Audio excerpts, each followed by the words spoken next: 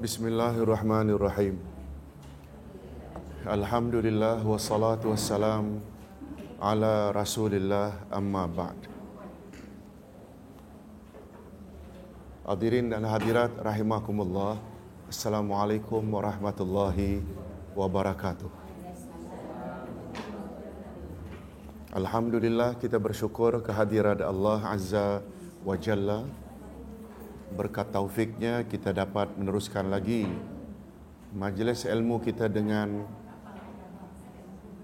muka surat 114, iaitu sambungan tentang akidah Mu'tazilah. Hadirin dan hadirat rahimakumullah. Sebagaimana kita sama-sama maklum bahawa umat Nabi Muhammad sallallahu alaihi wasallam terbagi dua. Ada umat dakwah dan ada umat istijabah. Umat istijabah pula menurut Nabi berpuak-puak menjadi 73 puak, semua masuk neraka kecuali satu. Yang satu itu adalah mereka yang ikut Rasul dan para sahabat yang dipanggil dengan Ahlus Sunnah wal Jamaah. Adapun 72 lagi mereka umat Muhammad juga, tapi mereka tidak dijamin masuk syurga. Selain daripada Khawarij, Syiah, termasuk juga Mu'tazilah. Kita telah bahas tentang Mu'tazilah. Di antara akidah mereka yang sangat bercanggah dengan Ahlus Sunnah wal Jamaah, pertama tentang peranan akal, yang kedua tentang ahli fatrah, yang ketiga sifat-sifat Allah, yang keempat tentang Al-Quran, yang kelima tentang pelaku dosa besar, dan yang keenam, ini yang akan kita bahas pada pagi ini. Lihat muka surat 114. Yang keenam akidah Mu'tazilah, mereka mendakwa kononnya Allah tidak dapat dilihat.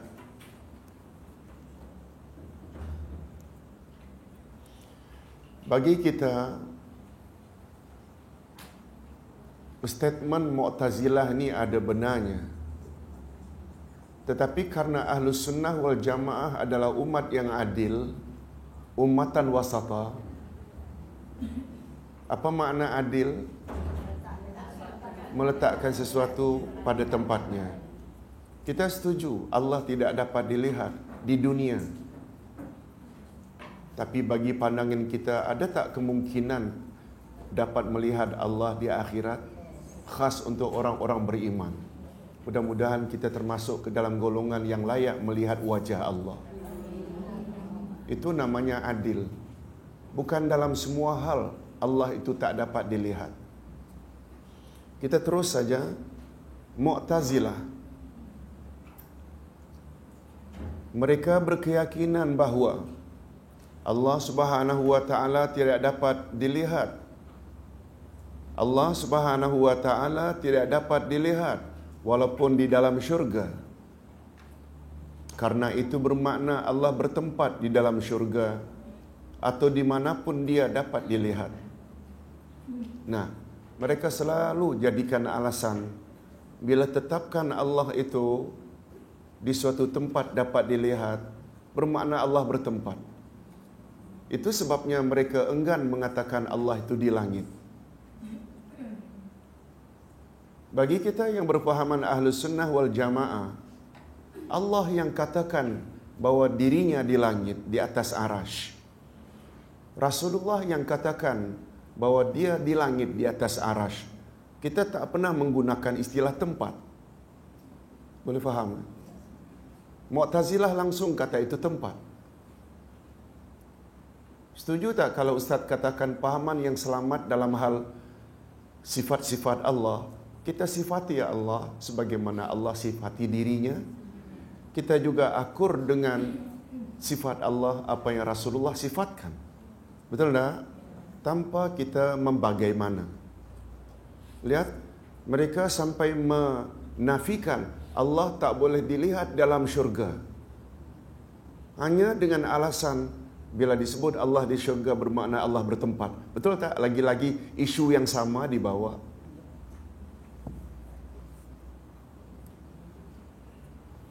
Karena ia bermakna Allah bertempat di dalam syurga atau dimanapun dia dapat dilihat. Sampai takutnya mereka mengatakan Allah itu bertempat. Allah tidak ada di bumi, Allah juga tidak ada di langit. Jadi di dalam bumi tidak, di bumi tidak, di langit tidak, di luar langit tidak, di luar bumi. Susah kita faham. Begitu cara mereka yang terlalu apa? Coba jawab, gara-gara punya sikap apa? Terlalu gunakan akal. Betul tak? Panduan mereka senantiasa akal. Di antara Imam Mu'tazilah yang bernama Zamakhsyari, wafat tahun 528 Hijriah, di dalam tafsirnya, Tafsir Al-Kasyaf, juzuk 1, halaman 179 berkata, siapa yang beriktikad bahwa Allah dapat dilihat walaupun dalam syurga, maka kafirlah dia. Oh, sampai ke situ. Zamakhsyari termasuk imam mereka, Syekhul Mu'tazilah. Selain daripada berpandukan akal, mereka juga menguatkan pandangan mereka berdasarkan firman Allah. Lihat, ini yang namanya gunakan ayat Allah tapi disalah tafsirkan. Tolong ikuti. A'udzu billahi minasyaitonir rajim. La tudrikul absar wa huwa yudrikul absar wa huwal latiful khabir. Dia tidak dapat dicapai oleh penglihatan mata, sedang dia dapat dilihat, sedang dia dapat melihat segala penglihatan itu, dan dialah yang maha halus lagi maha mengetahui. Kononnya dengan ayat ini Allah menafikan yang dia tidak dapat dicapai oleh penglihatan manusia, tanpa membagi sama ada di dunia atau di akhirat. Nanti kita akan lihat hujah Ahlus Sunnah wal Jamaah. Ustaz pernah diajar oleh satu orang dari Mekah, kecil-kecil dulu, sebelum ke Madinah. Bila kita tidak mau orang yang kejar kita akan cedera kita, nampak kita, baca ayat ini. Kalau kita sedang terdesak, orang kejar nak menganiaya kita, kita lari. Biasakan ayat 1000 dinar. Tapi yang ini ni ajar baca la tudrikul absar wa huwa yudrikul absar wa huwal latiful khabir. Tapi dengan syarat bila dah selamat ke destinasi kena baca Al-Fatihah, kena buka balik. Kalau tak nanti isteri tak nampak.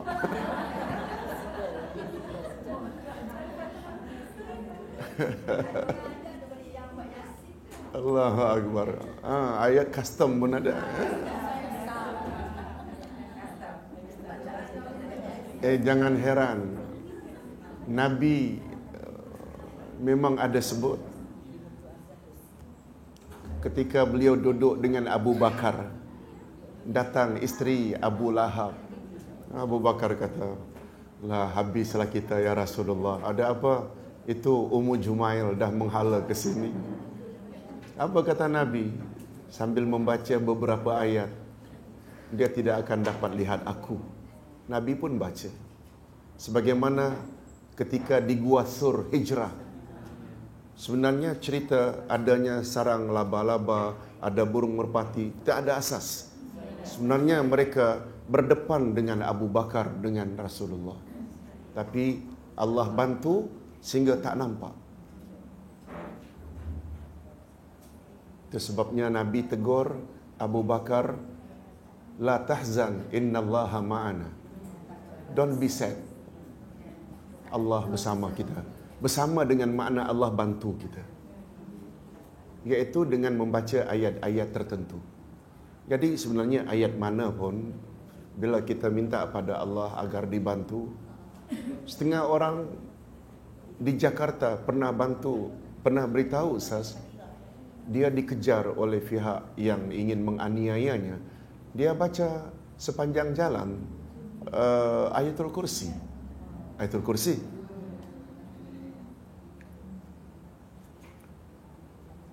Sejarah Syekh Muhammad bin Abdul Wahab. Semua tahu siapa beliau. Yang orang sangat tak suka. Ketika dikejar oleh penguasa di zamannya, mau dibunuh, dia pergi menyelamatkan diri. Sepanjang jalan dia baca, wa may yattaqillah yaj'al lahu makhraja wa yarzuqhu min haitsu la yahtasib. Dia selamat.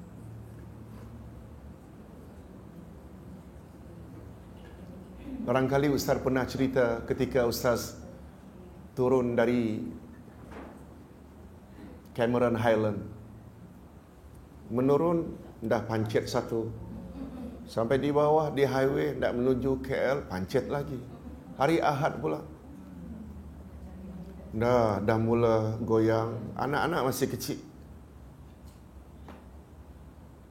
Lalu Ustaz bilang, anak-anak, baca. Wa may yattaqillah. Mengenang peristiwa ini, Allah bantu. Anak-anak tanya, ayat apa ni Pak? Baca sajalah dulu. Sampai tak boleh jalan lagi. Mana ada orang bawa tayar spare 2? Betul dah? Ini dah pancit, ini nak pancit lagi. Hari Ahad pula. Di tengah-tengah. Lalu sampai dah tak boleh jalan lagi berkat bacaan itu. Bersamaan itu, berhenti couple Chinese di belakang. Sekedar rendah ganti driver. Karena penat suaminya, dia dari Penang. Ada apa pakcik? Ini pancit. Beritahulah, atas pancit, sini pancit. No problem, kita boleh tolong pakcik. Allah, macam mana nak tolong, hari Ahad semua tutup. No problem, sampai dapat. Pergi Ipoh pun tak apa. Lihat tu, siapa yang gerakkan Chinese ini berhenti sepanjang yang ratusan kilometer ini? Di mana, mengapa di belakang kita? Betul tak Allah yang gerakkan? Sebab kita baru ceramah di atas, beri orang penerangan. Betul tak itu di antara ciri-ciri ketakwaan? Ini dia, siapa bertakwa, niscaya Allah akan beri dia solution. Dan Allah akan beri dia rezeki dari sumber yang tak disangka-sangka. Percayalah, Al-Quran itu, dia ada faedah-faedah macam itu. Selain bila kita ikuti ajarannya, betul tak kita boleh selamat di dunia dan akhirat? Yes. Macam mana? Allahu Akbar. Baik. Nah sekarang, sekali lagi, Mu'tazilah punya pandangan Allah Subhanahu Wa Taala sama sekali tak boleh dilihat, sama ada dunia atau akhirat. Nah sekarang Ahlus Sunnah wal Jamaah, Ahlus Sunnah wal Jamaah, mereka berkeyakinan bahawa Allah Subhanahu Wa Taala memang tidak dapat dilihat di dunia ini, walaupun mereka bertaraf Nabi atau Rasul, atau lebih tinggi dari itu seperti para Rasul yang bertaraf Ulul Azmi. Malahan menurut keyakinan Ahlus Sunnah wal Jamaah, Rasulullah SAW juga tidak melihat Allah ketika baginda menghadap Allah pada malam Isra' dan Mi'raj. Itu sebabnya ketika baginda turun, Aisyah yang tanya, "Ya Rasulullah, apakah Tuhan lihat Allah di langit ketika Mi'raj?" Apa jawab Nabi? Nurun anna ra'aitu. Hanya cahaya, macam mana aku boleh melihatnya? Atas dasar itulah akhirnya Aisyah radhiyallahu anha buat statement, barang siapa mendakwa Rasulullah melihat Allah ketika Mi'raj, fahuwa kazib. Dia adalah pendusta besar. Ini menguatkan lagi akidah kita bahawa di bumi, walaupun di langit, di alam dunia ini, tak ada siapa yang boleh melihat Allah. Semua kita tahu kisah tentang Nabi Musa kan? Namun demikian mereka yakin bahawa orang-orang yang beriman kelak di dalam syurga akan dapat melihat Allah. Allahumma ja'alna minhum. Mudah-mudahan kita termasuk ke dalam golongan yang layak melihat Allah Azza wa Jalla. Sungguh banyak ayat-ayat Al-Quran dan Al-Hadis yang menyokong pandangan Ahlus Sunnah wal Jamaah. Antaranya dalam surat Al-Qiyamah ayat 22 hingga 23, Allah Subhanahu wa taala berfirman yang maknanya wajah-wajah orang-orang mukmin pada hari itu berseri-seri. Wujuhun yauma idzin nadhirah.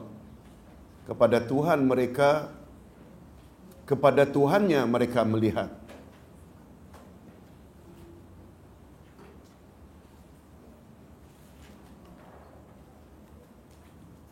Begitu juga dalam surat Al-Ahzab ayat 44.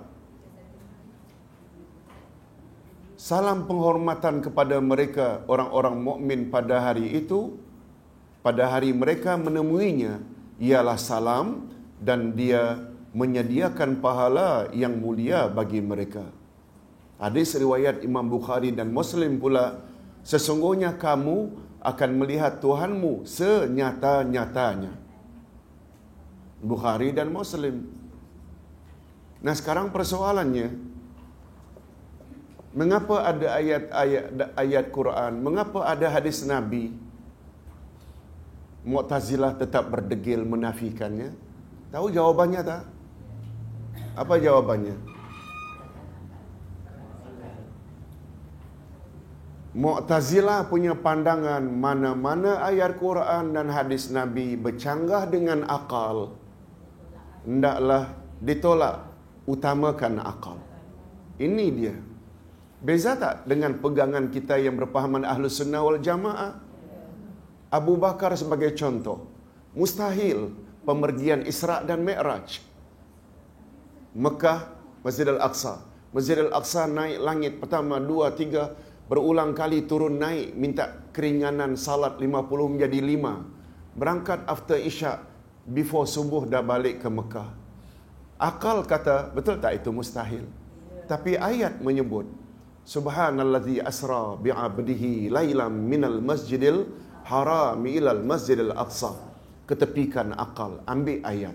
Akhirnya beliau mendapat gelaran Abu Bakar As-Siddiq.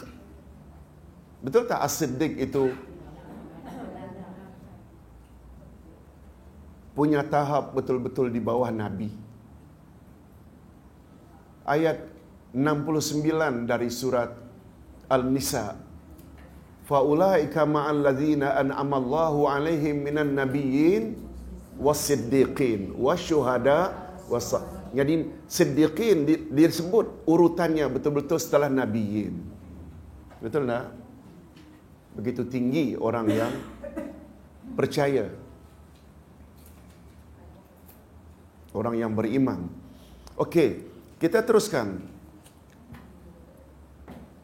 Ini belum lagi kita bawa satu ayat yang mungkin perlu juga kita tambah, surat Yasin. Semua kita hafal ayatnya, tolong ikuti.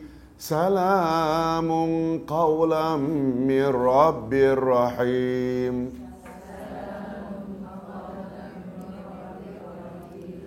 Selamat sejahtera, demikianlah ucapan Tuhan yang Maha Pengasih lagi Maha Penyayang. Dari Tuhan yang Maha Pengasih. Ketika menafsirkan ayat itu, Imam Ibnu Katsir menyebut, makna selamat sejahtera itulah ucapan Tuhan yang Maha Pengasih. Ketika menjelaskan itu, Nabi Muhammad sallallahu alaihi wasallam menjelaskan, ketika orang-orang dalam syurga sedang enjoy, berseronok-seronok dengan makan, minum, hiburan, tiba-tiba cahaya menaungi dari atas, lalu mereka mendongak, tiba-tiba mereka melihat wajah Allah. Tiba-tiba mereka melihat wajah Allah. Begitu terpesona melihat keindahan wajah Allah, akhirnya mereka lupa dengan keseronokan di dalam syurga. Ketika itulah Allah memberi salam, Assalamualaikum ya ahlal jannah. Selamat sejahtera wahai penghuni syurga. Mereka menatap wajah Allah sampai leka mereka dengan hiburan, dengan makan, minum, pasangan, sampai akhirnya Allah ghaib. Begitu ghaib, tinggal hanya cahaya, baru mereka berseronok balik dengan. Dari kisah itulah ulama Ahlus Sunnah wal Jamaah mengambil kesimpulan apa? Bukan saja Allah boleh dilihat, tetapi mereka ambil kesimpulan melihat wajah Allah adalah kemuncak segala nikmat. Itu kesimpulan itu tu yang membuat mereka leka dengan pasangan, makan, minum, terpesona. Betul tak? Membawa makna dialah yang paling hebat, puncak nikmat, melebihi dari nikmat masuk syurga sendiri. Mudah-mudahan kita termasuk yang layak melihat wajah Allah. Amin ya rabbal alamin. Hadirin dan hadirat, bahwasanya beberapa orang bertanya, ya Rasulullah, apakah kita dapat melihat Allah di akhirat? Maka baginda menjawab, adakah matamu rosak jika kamu melihat matahari tanpa dilindungi awan? Mereka menjawab, tidak ya Rasulullah. Baginda bersabda lagi, begitulah kamu melihat Tuhanmu nanti. Lagi-lagi hadis riwayat Bukhari dan Muslim. Ayat-ayat Allah, ayat-ayat Al-Quran dan hadis-hadis Nabi sallallahu alaihi wasallam di atas menegaskan dengan jelas bahawa melihat Allah di akhirat adalah sesuatu yang boleh berlaku, bukan sebagaimana dakwaan Mu'tazilah yang lebih mengutamakan akal daripada nas-nas atau dalil-dalil dari Al-Quran dan Al-Hadis. Nabi ada tak beri jaminan, aku tinggalkan dua pedoman untukmu, selagi kamu berpegang teguh kamu tidak akan sesat selama-lamanya, iaitu Quran dan Sunnah. Adapun firman Allah yang dijadikan hujah oleh Mu'tazilah, iaitu ayat 103 surat Al-An'am, bahawa penglihatan makhluk tidak akan dapat melihat Allah.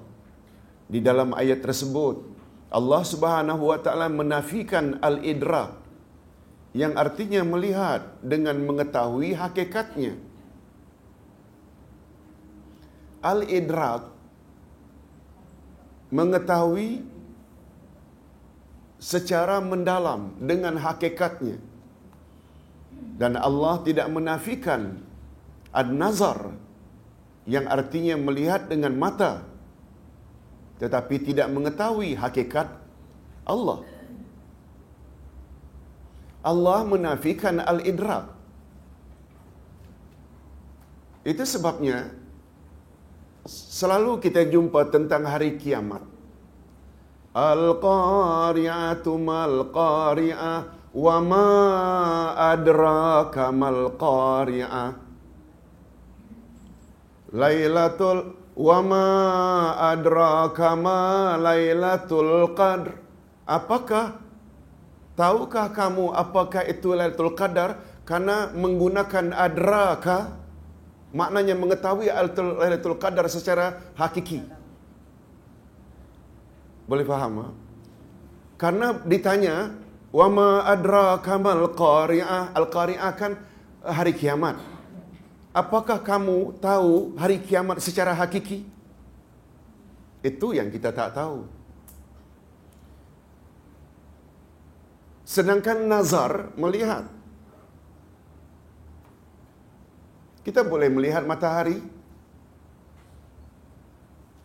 tapi kita tak tahu hakikat matahari.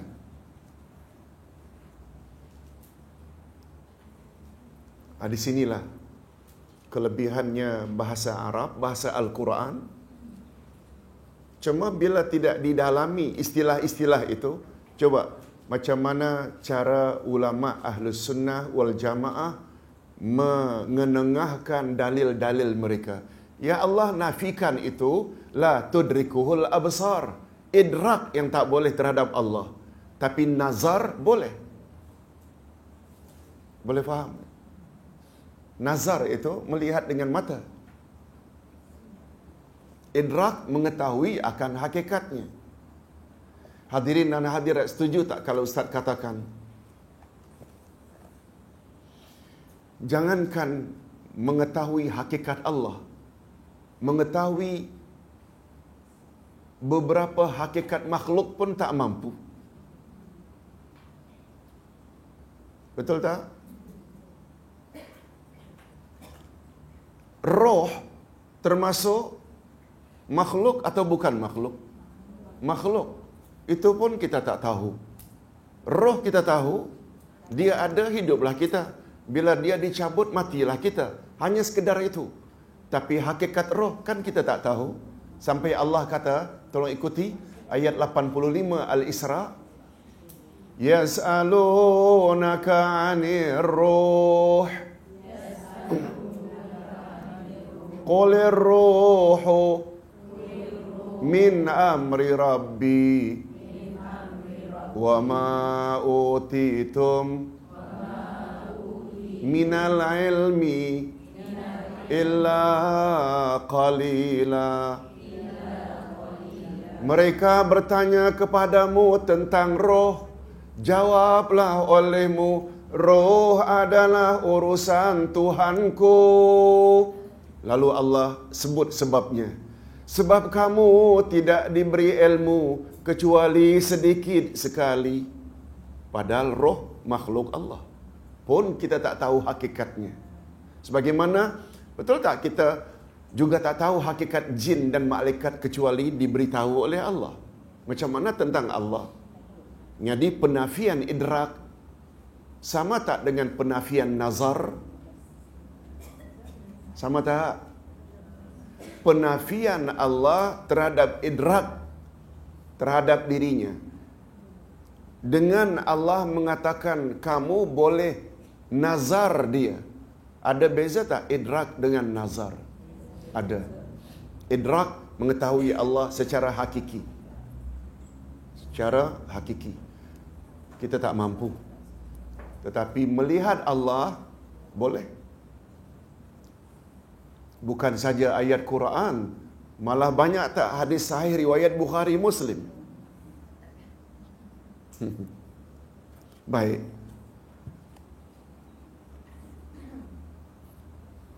Itulah hikmahnya, wallahu a'lam. Allah Subhanahu wa taala tidak menggunakan ungkapan di dalam ayat tersebut, la tanzuruhul absar, tetapi dengan ungkapan la tudrikuhul absar. La tanzuruhul absar maknanya mata tidak dapat lihat. Allah tak gunakan itu. Tapi Allah gunakan la tudrikuhul absar. Matamu tak dapat melihat hakikat Allah.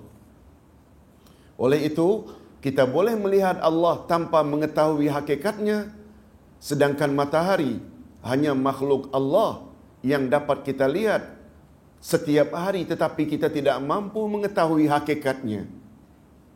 Bagaimana kita hendak mengetahui hakikat zat yang menciptanya? Tentu lebih mustahil. Betul tak kita berpuas hati dengan dalil Ahlus Sunnah wal Jamaah? Hadirin dan hadirat, kata para ulama, akidah tidak sama dengan ibadah. Memanglah tak sama. Maksud Ustaz, bila ditinjau dari angle ibadat masih diterima oleh Allah bila kita bertaklid. Apalagi kita orang awam.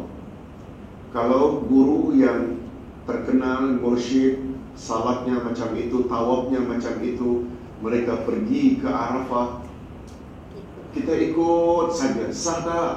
Sah. Apalagi kita orang awam, tak tahu dalil pun. Tapi akidah tidak sah tanpa dalil.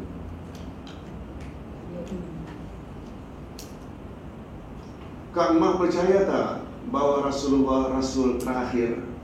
Andai kata Kak Mah jawab, ini bukan jawapan Kak Mah ya. Percaya Ustaz? Apa dalilnya? Alah, semua orang cakap macam itu Ustaz. Tak boleh, dalil macam itu tak boleh. Itu namanya taklid. Dapat faham tak? Kamu percaya tak Allah itu Esa? Percaya? Apa dalilnya? Dia tak bawa Qul huwallahu ahad. Semua orang cakap macam itu, tak sah macam itu. Itu maknanya taklid dalam akidah. Tak boleh. Jadi kita berpuas hati tak dengan dalil-dalil Ahlus Sunnah wal Jamaah tadi? Dalam akidah mesti ada hujah. Apa sebab? Nah, bila ditanya apa sebab? Akidah keyakinan. Keyakinan tak boleh dibina di atas taklid. Taklid kan ikut-ikutan. Betul tak? Jangankan akal, kita kata pada Mu'tazilah, jangankan akal, hadis Nabi pun tak boleh dijadikan hujah dalam bab akidah jika hadis itu dhaif. Padahal hadis dhaif, hadis tak? Hadis tak? Hadis palsu bukan hadis. Beza. Hadis maudhu', hadis palsu yang direka-reka. Hadis dhaif, hadis Nabi, cuma tak sampai ke peringkat sahih, pun tak boleh dijadikan hujah dalam bab akidah. Padahal dia hadis. Ada kemungkinan tak 50% dia adalah hadis Nabi? 50% ada kemungkinan tak? Pun tak boleh. Sebab kata ulama hadis, yang membawa natijah result yakin hanya hadis sahih, paling kurang hasan. Sedangkan hadis dhaif hanya membawa natijah zan. Apa makna zan? Syak, ragu-ragu. Betul tak? Sesuatu yang ragu-ragu tidak boleh membina suatu keyakinan, apatah lagi akal. Boleh faham kan? Hadirin dan hadirat rahimakumullah. Yang ketujuh, yang keenam tadi sudah, iaitu mereka mendakwa Allah tidak dapat dilihat, sama ada di dunia atau di akhirat. Yang ketujuh, Mi'raj Rasulullah sallallahu alaihi wasallam. Mu'tazilah, mereka tidak percaya Nabi Muhammad sallallahu alaihi wasallam telah mi'raj ke langit menemui Allah Subhanahu wa taala untuk menjemput kewajiban salat. Mereka hanya mempercayai Nabi sallallahu alaihi wasallam telah Isra, yaitu berjalan malam dari Masjidil Haram ke Mekah, dari Mekah dan Masjidil Aqsa di Palestin. Mereka hanya percaya apa tadi? Isra sahaja. Ingat ya, judul kita Mi'raj. Mereka tidak percaya bahawa Nabi Muhammad sallallahu alaihi wasallam telah mi'raj ke langit. Ada beza tak Isra dengan Mi'raj? Ada. Isra perjalanan dari Mekah ke Palestin, masjid tu masjid. Mi'raj itu Isra. Mi'raj pula naik ke langit. Mereka hanya percaya Isra-nya Rasul dari Masjidil Haram Mekah ke Masjidil Aqsa di Palestin. Menurut mereka, peristiwa Mi'raj itu tidak rasional dan tidak masuk akal. Lagi-lagi rujukan mereka, reference mereka akal. Inilah kalau ingin tahu wajah sebenar Mu'tazilah hari ini, Islam liberal. Akal lebih. Sebabnya Ustaz sebut pada awal buku ini, mengetahui akidah puak-puak selain Ahlus Sunnah Mustahak tak? Prinsip-prinsip pegangan Khawarij, Syiah, Mu'tazilah, Murji'ah, Qadariyah, Jabariyah mustahak tak? Apa sebab mustahak?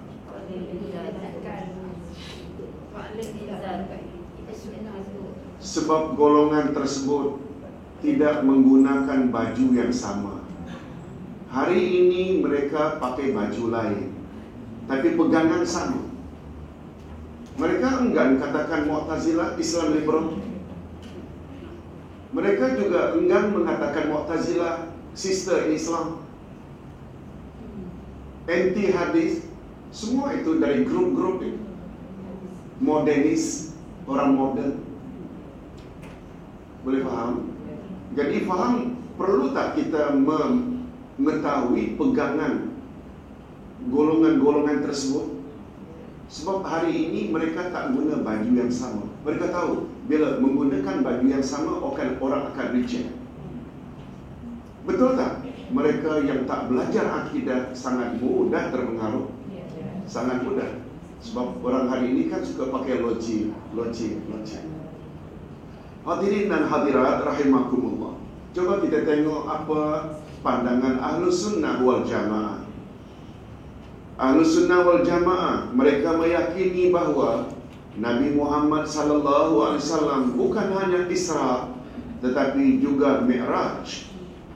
Allah Subhanahu wa taala telah menjelaskan tentang Mi'raj dengan begitu jelas di dalam firman-Nya di dalam surat An-Najmi ayat 13 hingga 16 yang terjemahannya, dan sesungguhnya Muhammad telah melihat Jibril itu dalam rupanya yang asli pada waktu yang lain, yaitu di Sidratil Muntaha. Di dekatnya ada syurga tempat tinggal. Muhammad melihat Jibril ketika Sidratul Muntaha diliputi oleh sesuatu yang meliputinya. Begitu terjemahan ayat. Coba kita tengok apa pandangan salah seorang ulama terkenal, Syekh Abdul Rahman As-Sa'di, di dalam tafsirnya Kalam Al-Mannan halaman 761. Apa kata beliau? Yang dimaksudkan dengan Sidratul Muntaha di dalam ayat di atas ialah pohon yang sangat besar di atas langit yang ketujuh. Muntaha itu maknanya tak ada lagi lah, itulah yang terakhir, itulah yang terhebat. Beliau menafsirkan dengan Sidratul Muntaha sebagai apa tadi? Pokok yang sangat besar di atas langit yang ketujuh. Ayat ini menjelaskan bahawa Nabi sallallahu alaihi wasallam benar-benar telah mi'raj ke langit, dan di Sidratul Muntaha itulah baginda melihat Jibril dalam bentuknya yang asli. Dan kisah mi'raj ini juga terdapat di dalam hadis-hadis yang sahih yang diriwayatkan oleh Imam Bukhari. Nah, lagi-lagi ayat Quran itu diperkuatkan tak oleh hadis sahih? Bagi kita ada Quran, ada hadis, sami'na wa ata'na. Sami'na wa ata'na.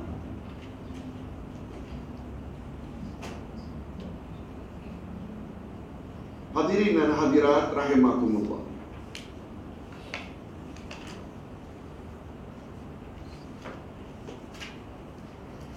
Ustaz sengaja tidak bahas sebab kita bukan pembahasan Isra Mi'raj. Cuma kita nak tahu Mu'tazilah percaya tak?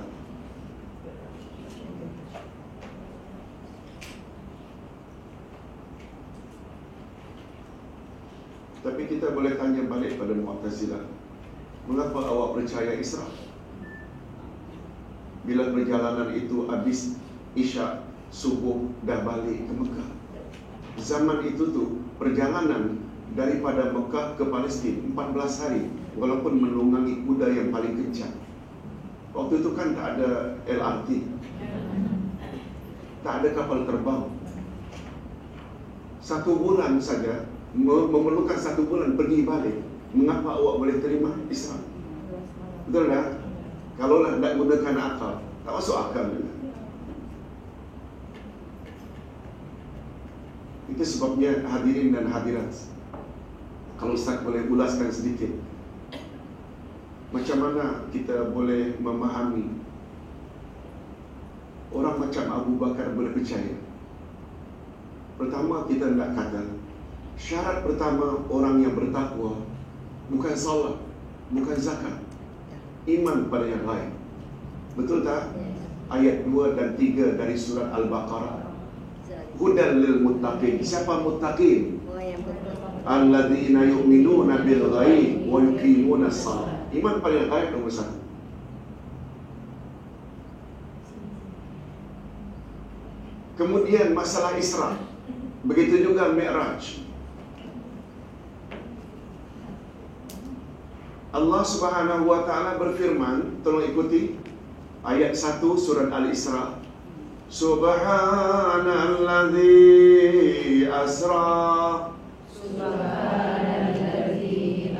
bi'abdihi laila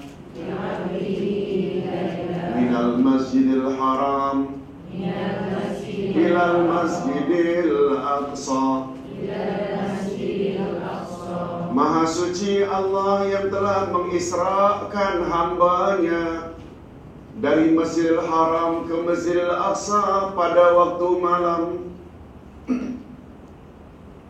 Bila kita gunakan kaedah tafsir,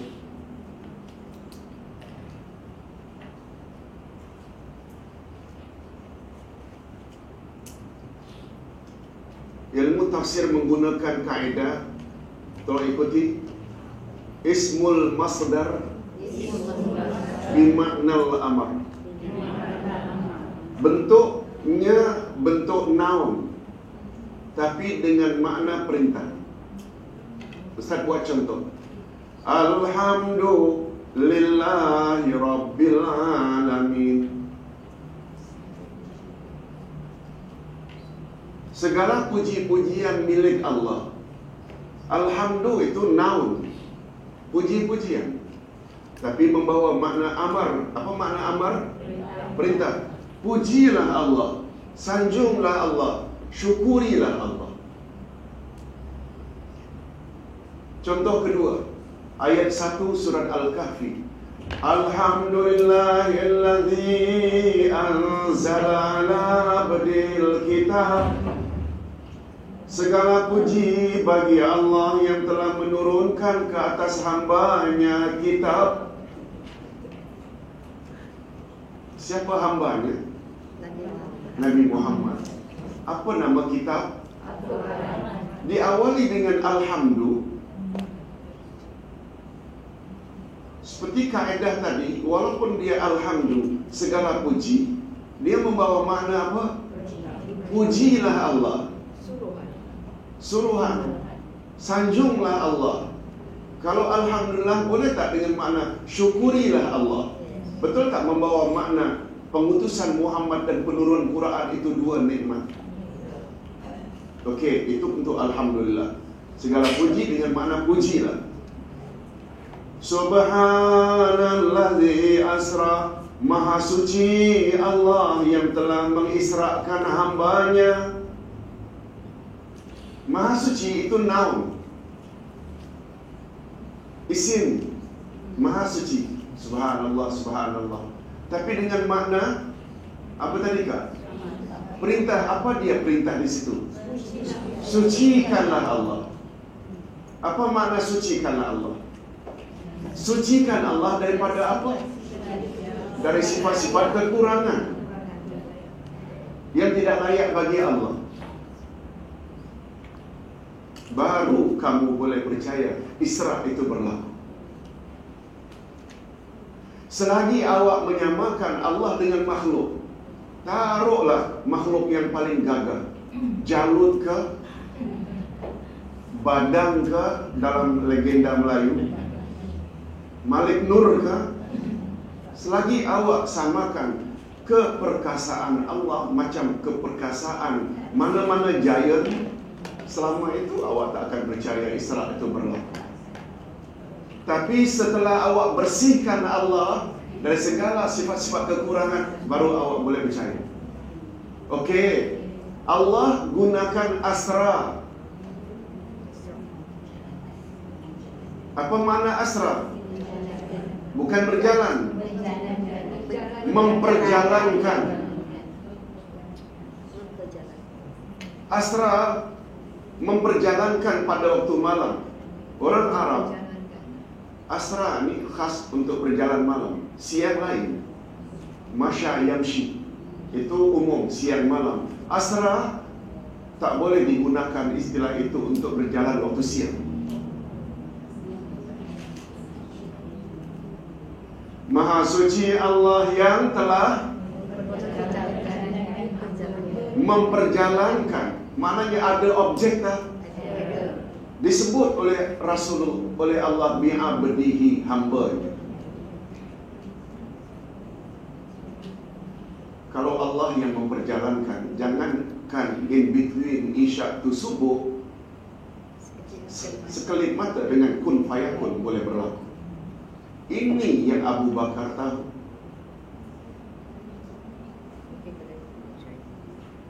Nak memahami anak-anak. Anak-anak tu salah anak-anak lah, mak-mak anak ni. Seekor semut mendakwa Kak Ma, kata semut, saya tadi boleh sampai ke USJ 17 hanya dalam masa 5 minit. Kak Ma, alah mustahil, impossible. Pembogongnya kamu semut. Tunggu dulu Kak Ma. Begitu Ustaz Abdullah naik keretanya, saya pun naik bersama. Saya masuk dalam sepatunya. Lalu dia yang drive saya sampai. Dia sampai, saya pun sampai. Oh, macam itu percayalah. Konsep macam itu. Konsep Isra Mi'raj macam itu. Bukan Nabi jalan sendiri. Nabi diperjalankan oleh Allah. Betul tak? Jangankan in between isyak tu subuh, sekelip mata pun boleh berlaku. Ini yang ada pada Abu Bakar. Boleh faham? As-Siddiq, iman. Ini yang kita sebut. Syarat pertama bukan salat, puasa, zakat. Iman dulu. Yu'minuna bil ghaib. Allah tak sebut wa yuqimuna salah dahulu. Penggunaan lailan. Mengapa tidak al-lail? Lailan pula nakirah, membawa makna litabai, segelintir malam. Bukan malam penuh. Oh, itu. Ini namanya tadabbur. Semua bahagian itu ada pengertian-pengertian tersendiri. Baik, kita teruskan. Dari tinjau dari sudut lain, kalau orang kata, oh Muhammad hanya mimpi saja, atau Muhammad Isra Mi'raj dengan roh sahaja, kita boleh bantah. Allah tak sebut subhanalladzi asra bi ruhihi. Allah gunakan bi'abdihi. Bila disebut abdun, hamba, manusia. Betul tak manusia baru dinamakan manusia bila ada jasad dan roh? Semua itu ada makna. Cuma kerana terlalu utamakan akal, semua diketepikan. Hadirin dan hadirat rahimakumullah. Kita teruskan dengan yang ke-8, iaitu arash dan kursi Allah. Mu'tazilah, mereka juga tidak percaya adanya arash dan kursi Allah. Allahu Akbar. Berapa banyak ayat Quran menyebut. Tolong ikuti. Ar-Rahmanu Alal arsy istawa. Tentang itu saja ada 7 kali dalam Quran. Wasi'a kursiyyus samawati wal ard. Sekali lagi.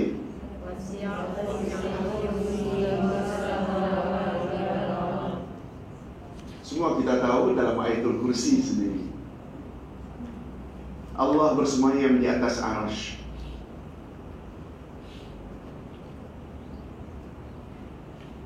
kursi Allah seluas langit dan bumi.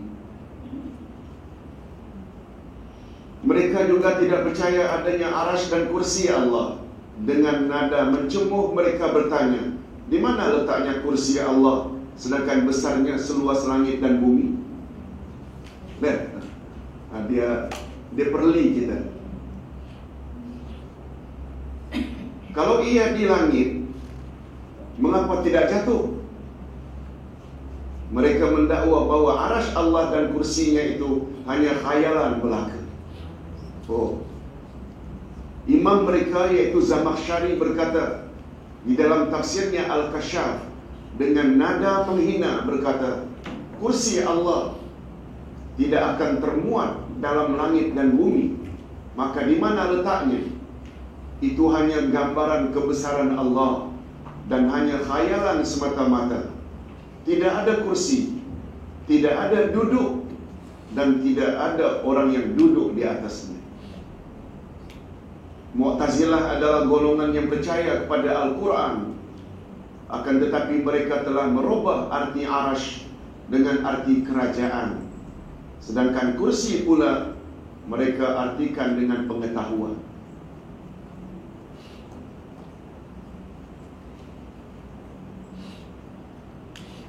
Itu sebabnya di dalam buku 1 Ustaz ada sebut ketika menyebut Ayatul Kursi dan Tauhid.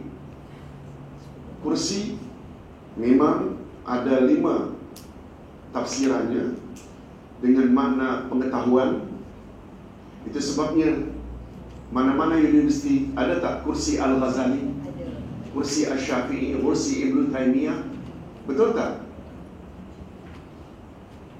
Kursi-kursi tersebut dilabel dengan nama ilmuwan. Dan dalam hal ini yang paling tepat pandangan salafus saleh bila Allah kata kursinya adalah kursi yang sebenar. Cuma jangan tanya macam mana kursinya. Kalau Allah katakan dirinya bersemayam di atas arasy, Nabi pula menjelaskan arasy itu di langit. Kita percaya tak? Allah memang bersemayam di atas arasy. Jangan ditanya macam mana dia bersemayam. Kita pernah sebutkan Allah bersemayam di atas arasy, percaya tak? Allah juga disebut oleh Nabi pada sepertiga akhir malam turun ke langit dunia, percaya tak? Hadis sahih riwayat Imam Bukhari. Macam mana kita memahaminya? Macam mana dia berada di atas arasy? Sesekali dia turun ke langit dunia pada sepertiga akhir malam. Jawab ulama akidah, Allah bersemayam di atas arasy, tapi ketika dia turun ke langit dunia sepertiga akhir malam, dia tetap berada di atas arasy. Jangan tanya macam mana. Sebab sifat yang ada di sisi Allah tak sama dengan sifat makhluk. Ustaz selalu buat contoh. Agung di istananya yang baru, dia bersemayam barangkali dari jam 9 hingga jam 1 bersemayam. Waktu lunch dia turun daripada singgasananya ke bilik santapan. Ketika dia bersantap 1 hingga jam 2, betul tak ketika itu dia sedang tidak berada di atas singgasananya? Itu dia. Allah tak macam itu. Boleh faham maksud?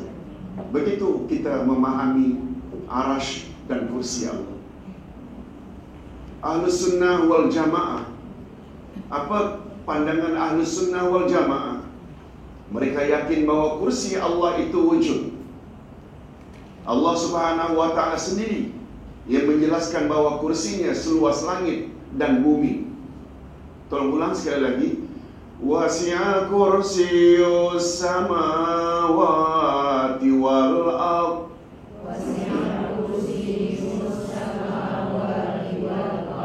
Kursi Allah meliputi langit dan bumi. Oleh itu kita wajib yakin kursi Allah itu wujud, dan kita tidak wajib mengetahui hakikatnya.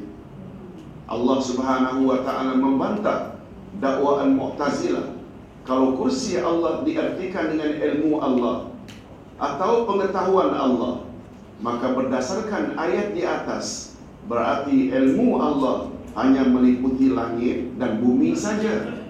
Padahal dalam keyakinan kita, betul tak ilmu Allah itu lebih dari itu? Kalaulah kursi itu diartikan dengan ilmu, kursiyuhus samawati wal ard membawa makna ilmuhus samawati wal ard, ilmu Allah sekedar di langit dan bumi. Betul tak? Itu maknanya terbantah.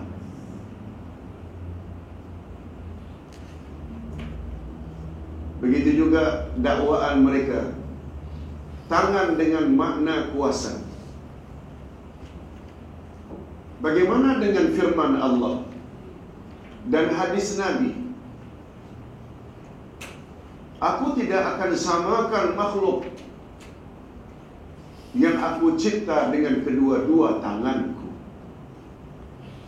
Pernah dengar hadis itu?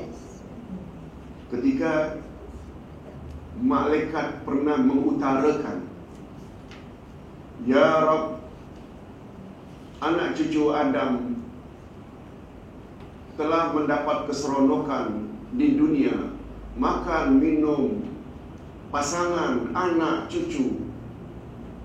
Kami tak ada peluang untuk itu.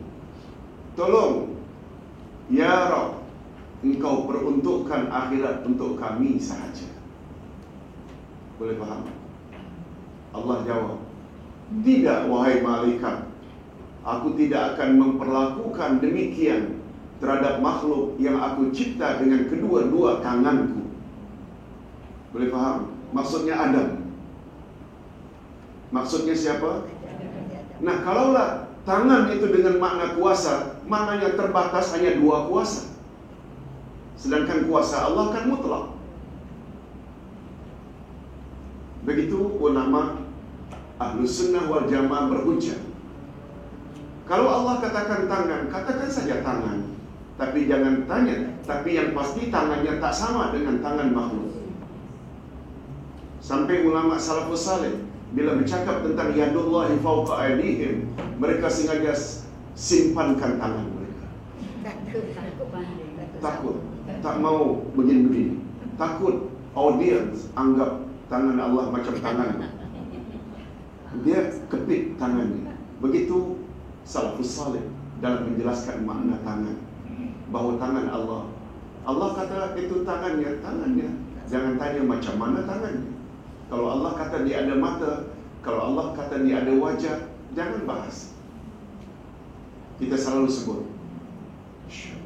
cara agar selamat mempercayai sifat-sifat Allah ada tiga. Pertama, Allah Maha Ghaib. Masih ingat? Yang kedua, yang paling tahu tentang Allah adalah Allah sendiri. Insan yang paling tahu tentang Allah adalah Rasulullah.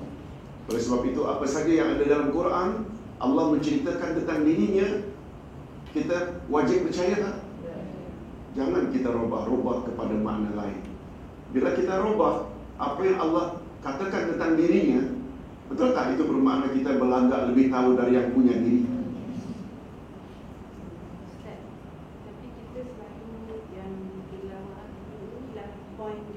Yes. Yang kita susah sangat nak argue, Ustaz. Kan kita macam percaya Allah bersemayam, dia gunakan kita. Kalau Ustaz jawab ayat Quran dalam surah Al-Mu'min kalau tak salah, pernah dengar tak yang Firaun minta agar Haman bina bangunan tinggi ke langit. Ibnili sarha, bina untukku bangunan tinggi ke langit. Firaun ada sebut tak pada Haman apa matlamat dia minta? Agar aku melihat Tuhan Musa.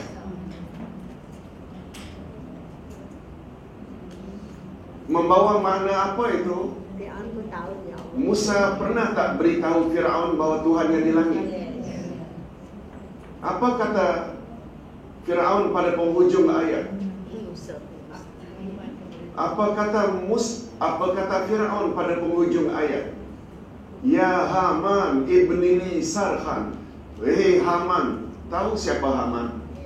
Orang kuat Firaun. Second man lah. Bukan cousin. Itu Qarun. Qarun cousinnya Musa.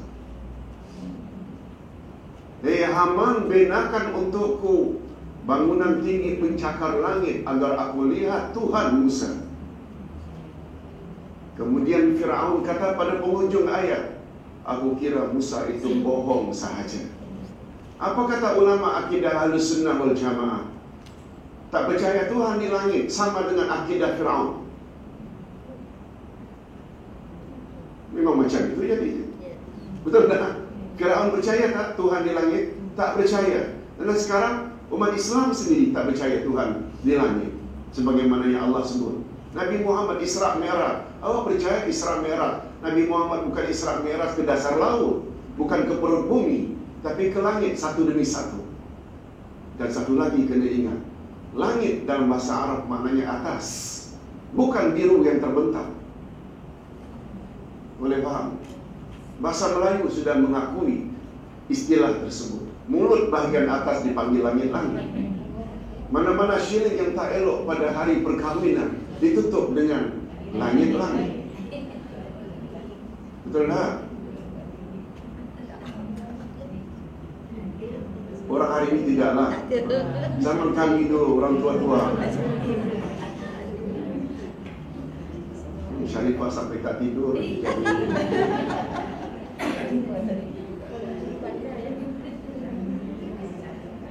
Nah, mengapa langit maknanya di atas? Di atas adalah tempat setiap yang mulia.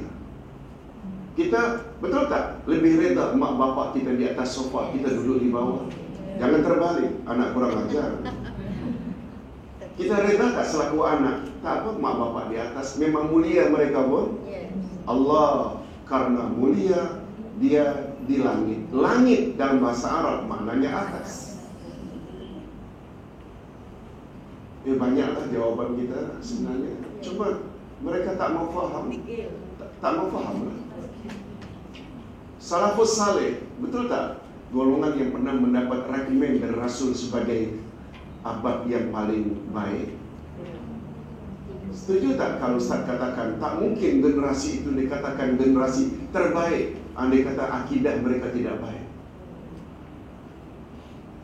Hadirin dan hadirat yang dirahmati Allah, oleh itu kita wajib yakin kursi Allah itu wujud dan kita tidak wajib mengetahui hakikatnya. Ahlussunnah wal Jamaah membantah dakwaan Mu'tazilah. Kalau kursi Allah itu diartikan dengan ilmu atau pengetahuan, maka berdasarkan ayat di atas berarti ilmu Allah hanya meliputi langit dan bumi saja.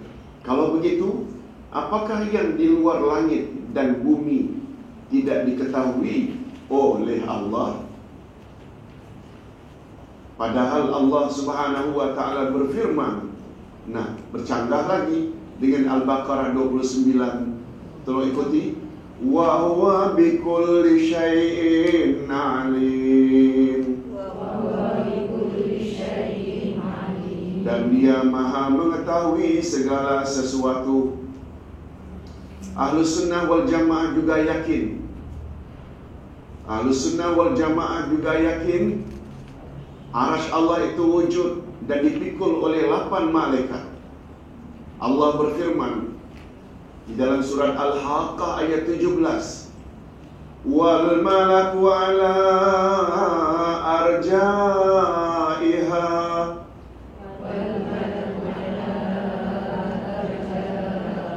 wa yahmilu arsya rabbik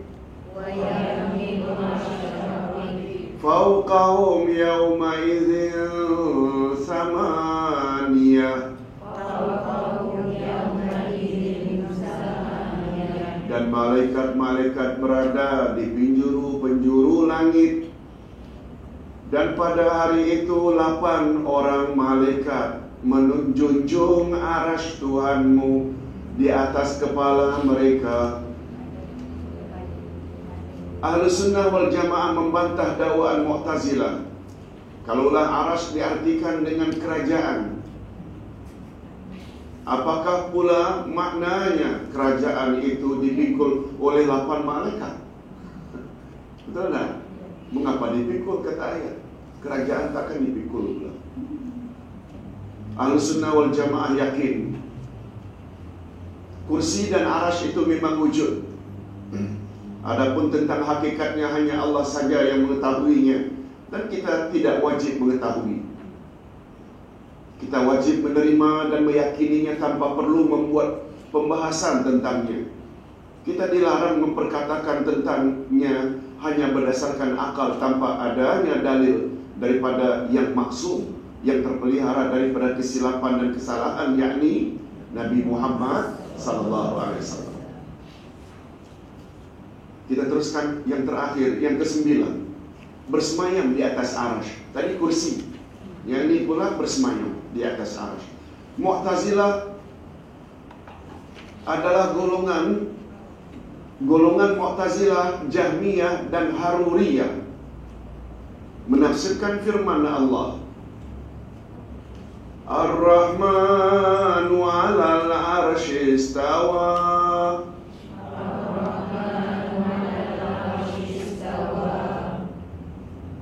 Mereka mengartikan istawa itu Allah, dengan Allah memerintah, bukan Allah bersemayam.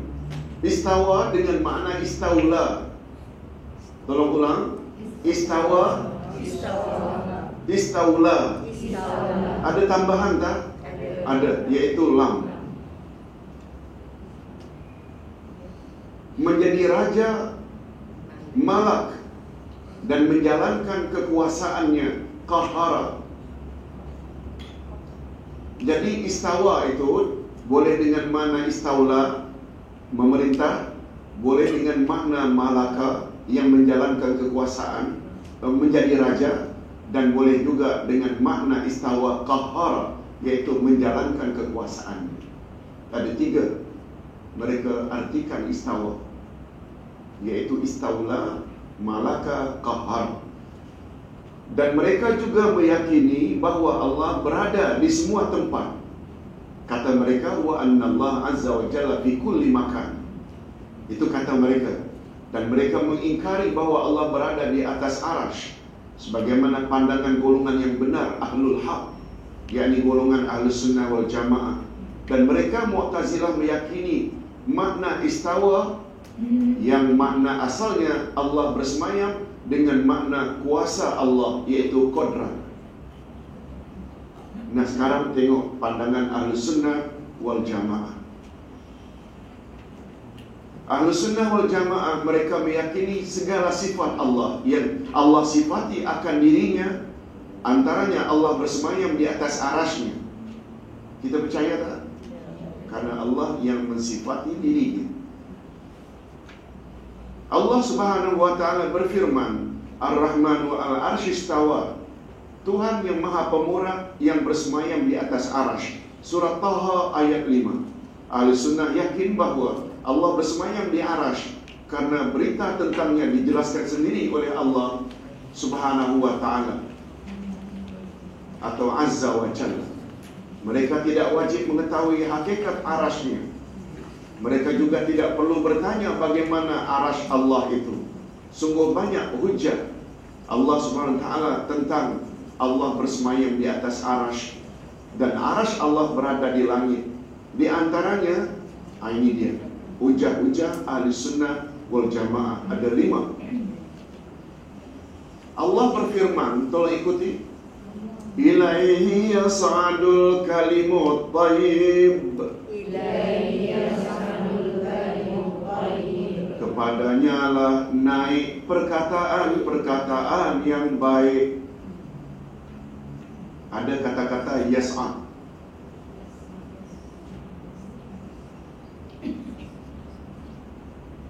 Sebabnya orang Arab panggil lift itu mas'ad, alat untuk naik. Mas'ad. Firman Allah, tolong ikuti, barrafa'ahu Allahu ilaih wa kana Allahu azizan azizan hakima. Tetapi yang sebenarnya Allah telah mengangkat Isa kepadanya, dan adalah Allah Maha Perkasa lagi Maha Bijaksana. An-Nisa 158. Aamintum man fis sama' ay yaksifa bikumul ard fa idza hiya tamur. Apakah kamu merasa aman terhadap Allah yang di langit, bahwa Dia akan menjungkir balikkan bumi bersama kamu, sehingga dengan tiba-tiba bumi itu goncang?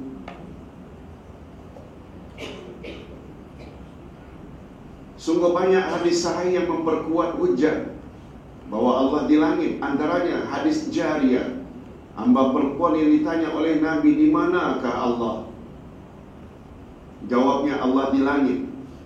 Hadis riwayat Muslim. Hadis nuzul, Allah turun ke langit pada 2/3 malam. Hadis riwayat Imam Ahmad, sahih dan lain-lain. Yang kelima, semua umat berdoa mengangkat tangan mereka menghadap ke langit, dan Nabi Muhammad juga Isra dan Mi'raj menuju ke langit. Banyaklah dalil-dalilnya. Kalau tak percaya, maknanya jahil ke degil? Degil. Allah Subhanahu wa ta'ala membantah keras-kerasnya dakwaan Mu'tazilah yang mendakwa bahwa Allah berada di mana-mana atau di merata tempat. Sebab keyakinan demikian memberi makna Allah berada di langit, di bumi, di dalam perut Maryam, di dalam tandas. Nauzubillah. Subhanallah. Kalau Allah berada di mana-mana, termasuklah Allah berada di dalam tong sampah. Betul tak? Termasuklah Allah itu berada di tong najis. Subhanallah. Di dalam tong sampah dan lain-lain. Keyakinan ini sangat bercanggah dengan ajaran Islam dan maha suci Allah dari segala kotor, sangkaan kotor mereka. Allah Subhanahu wa ta'ala menceritakan tentang sikap Fir'aun di dalam Al-Quranul Karim. Dalam surat Al-Mu'min ayat 36-37, tolong ikuti. Wa qala Fir'aun ya Haman ibni li sarha.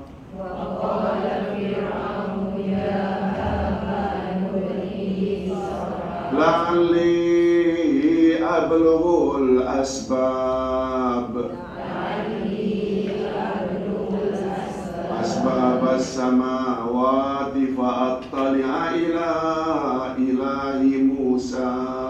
Asbab as-samawati fa'attali'a ila ilahi Musa. Wa inni la'azunnuhu kaziba. Wa kadzalika zuyyina li fir'auna su'u amalihi.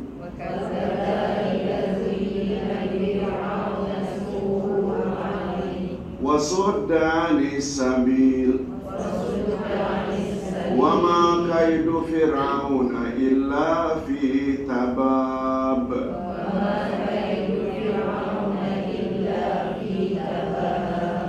Dan berkatalah Fir'aun, hai Haman, buatkanlah bagiku sebuah bangunan yang tinggi, supaya aku sampai ke pintu-pintu, yaitu pintu-pintu langit, supaya aku dapat melihat Tuhan Musa, dan sesungguhnya aku memandangnya seorang pendusta. Demikianlah dijadikan Fir'aun memandang baik perbuatan yang buruk itu, dan dia dihalangi dari jalan yang benar. Dan tipu daya Fir'aun itu tidak lain hanyalah membawa kerugian. Allah ada tak sifati perbuatan Fir'aun itu perbuatan yang buruk? Perbuatan yang apa? Yang mendakwa Musa itu bohong, yang pernah mengatakan bahawa Allah itu di langit. Kesimpulan ayat di atas bagus juga kita ambil. Fir'aun menyuruh wazirnya menterinya Haman agar membuat bangunan tinggi untuknya sampai ke pintu langit. Dan tujuannya ialah supaya dia dapat melihat Tuhan Musa. Secara tersirat, mafhum ayat ini bermakna Firaun pernah dikhabarkan oleh Musa bahwa Tuhannya di langit. Oleh sebab itu dia menyuruh Haman agar membuat bangunan yang tinggi menjulang ke langit, bukan ke perut bumi atau ke dasar laut atau kemana-mana. Ketiga, Firaun membantah Musa dan menuduh bahwa Musa telah berdusta dengan mendakwa kononnya Tuhannya di langit. Dan Allah SWT menyatakan bahwa pandangan Firaun itu pandangan yang buruk, karena ia tidak percaya Tuhan itu di langit. Betul tak dalam masyarakat kita masih banyak lagi yang percaya Tuhan di mana-mana dan membantah bila dikatakan Tuhan di langit? Tidak percaya bahwa Tuhan itu di langit hanya membawa makna kerugian belaka. Natijahnya, jika seseorang tidak percaya Tuhan di langit, nyatalah ia seorang yang berfahaman Mu'tazilah, bukan Ahlus Sunnah wal Jamaah.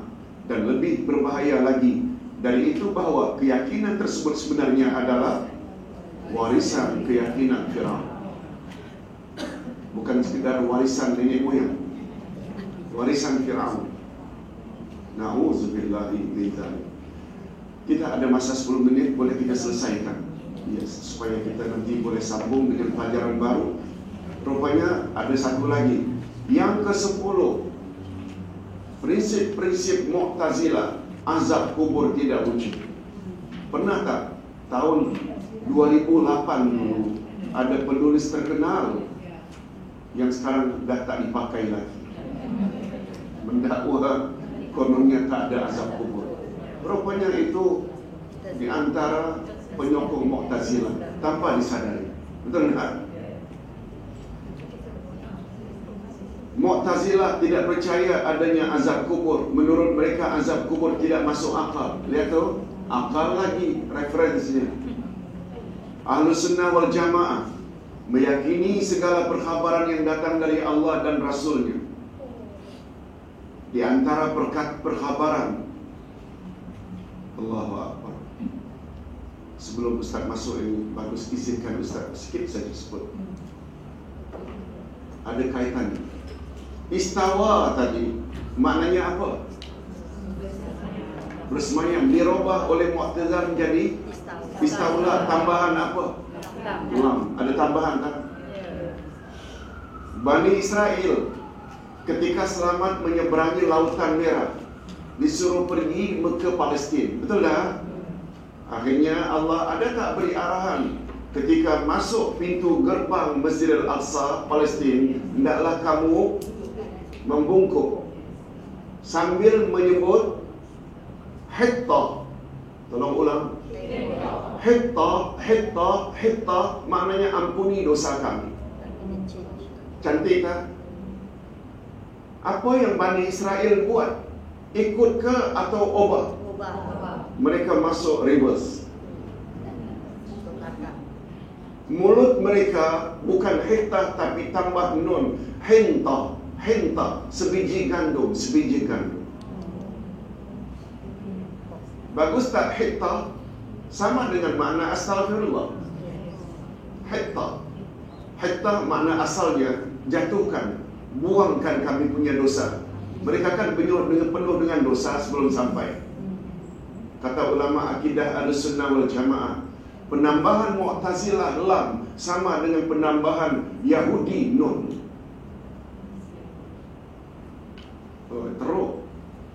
Teruk tak? Bila kita faham. Yang tak faham senantiasa tak faham karena terlalu ta'assub dengan guru, bukan pada Quran dan Sunnah. Boleh faham tak? Lihat tu macam mana masuk reverse. Kan menghina. Sepatutnya cantik kan? Ampuni dosa kami. Dia masuk reverse. Mulutnya pula menyebut hinta. Penambahan nun sama dengan penambahan lam. Hadirin dan hadirat rahimakumullah, yang terakhir, mereka tak percaya adanya azab kubur. Ahlus Sunnah wal Jamaah meyakini segala perkhabaran yang datang dari Allah dan Rasul-Nya. Dan di antara perkhabaran tersebut ialah tentang adanya siksaan kubur. Sungguh banyak firman Allah dan hadis Rasul-Nya yang menguatkan keyakinan tersebut. Antaranya, tolong ikuti, sanu'adzibuhum marratain thumma yuradduna ila azabin azim.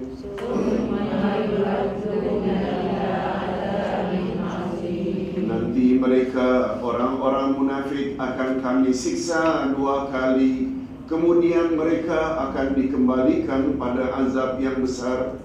Imam Qatadah berkata, maksud kami siksa 2 kali ialah azab di dunia dan azab di dalam kubur. An-naru yu'raduna 'alaiha ghuduwan wa 'ashiyya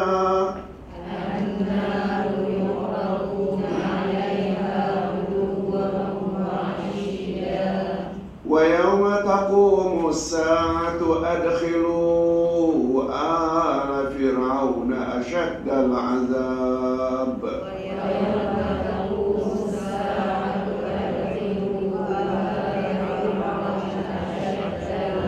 Kepada mereka dinampakkan neraka pada pagi dan petang. Pada mereka dinampakkan neraka pada pagi dan petang. Dan pada hari terjadinya kiamat, dikatakan kepada malaikat, masuklah. Dikatakan kepada malaikat, masukkanlah Firaun dan kaumnya ke dalam azab yang sangat keras. Imam Ibnu Katsir berkata, golongan Ahlus Sunnah wal Jamaah menjadikan ayat ini sebagai dalil akan adanya azab kubur. Mereka dinampakkan syurga dan neraka. Maknanya belum lagi mereka masuk neraka, yaitu ketika itu berada di alam barzakh. Rasulullah sallallahu alaihi wasallam bersabda, tolong ikuti, ta'awwadzu billah min adzabil qabr. Mohonlah perlindungan kepada Allah daripada azab kubur. Hadis sahih riwayat Imam Muslim.